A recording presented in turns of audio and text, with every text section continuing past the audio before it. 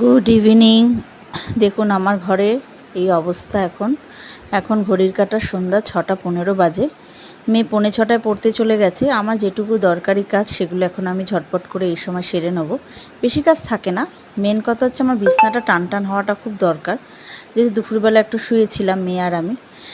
মেয়ে তো চলে গেছে, তারপরে এবার ব্যাস আমি আমার যেটুকু দরকারি কাজ করে নিচ্ছি, যে মেয়ে বিছনাটা টান টান থাকলে দেখবেন মনটা খুব ভালো থাকে। আর বিছনা ঝাড়া মানে ঘরের অর্ধেক কাজ হয়ে যাওয়া, ঘরটা পরিষ্কার এমনিই থাকে।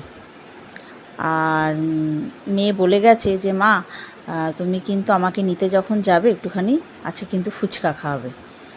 সেই জন্য আমি রেডিও হয়ে আছি, ওকে নিয়ে একটু ফুচকা খাওয়াবো।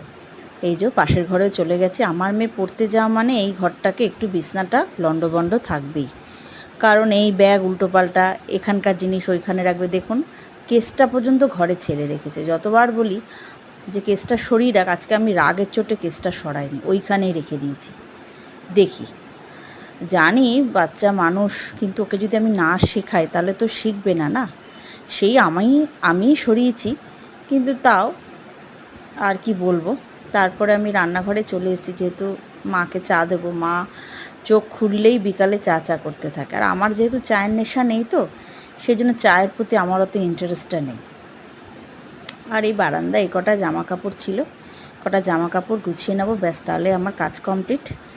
আপনারাও বলবেন সন্ধ্যাটা আপনাদের কেমন কাটে। আর যদি আমার এই ভিডিও দেখতে হয় তাহলে অবশ্যই আমার এই চ্যানেলটাকে সাবস্ক্রাইব করবেন। আমি খুব নতুন ভিডিও চালু করেছি, মানে আমি নতুন আর কি। তো আপনারা যদি আমার পাশে থাকেন নিশ্চয়ই আমি এগিয়ে যাব। আর আমার চ্যানেলটাকে একটু সাবস্ক্রাইব করে দেবেন। তাহলে টাটা বন্ধুরা, আবার নেক্সট ভিডিওতে আপনাদের সাথে কথা হবে। আপনারা সবাই ভালো থাকবেন।